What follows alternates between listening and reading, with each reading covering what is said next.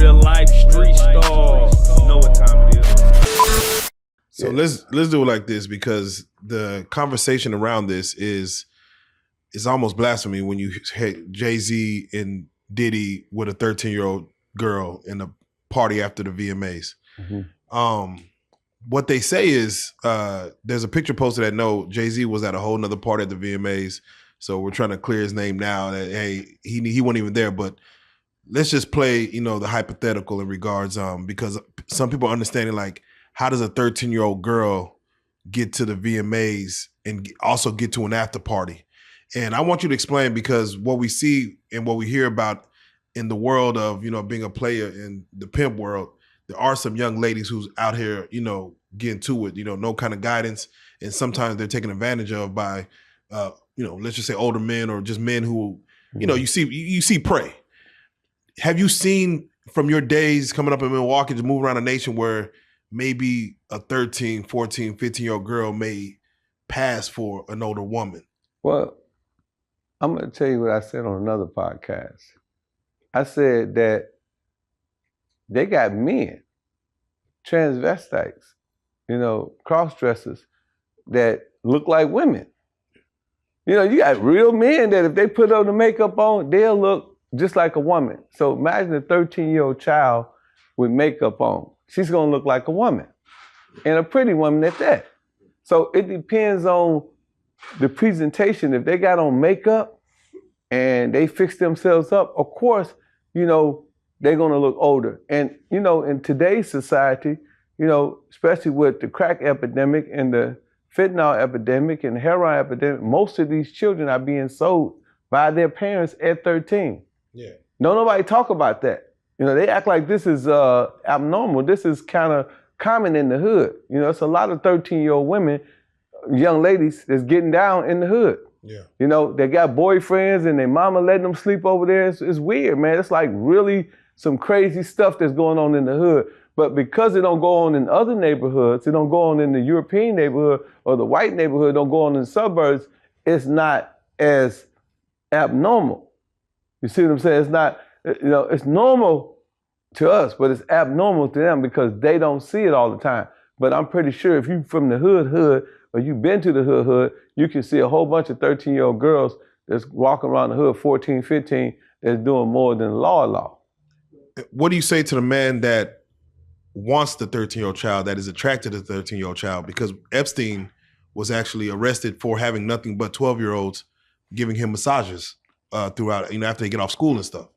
Well, I would say that if you mess with somebody that's 13, that your mentality got to be the mentality of a 13-year-old woman. You know what I'm saying? Because ain't no grown man gonna want no kid. I mean, I don't know about the next man. I just can't have sex with no woman that's a kid or a woman that I don't like. If I'm having sex with you, it's got to be something there that makes me feel attractive to you. You know what I'm saying? I'm not going to be attracted to no kid. What can a 13-year-old girl do after we have sex and all that? Then what? You know what I'm saying? What can a 13-year-old kid do for a real man? It's not much you can do for a real man. That's a real man. Because you still need her to get up and cook and clean. Can't she do that? You need her to go and take care of your business, wash your laundry. You need her to go and cook you some food. Can she do that?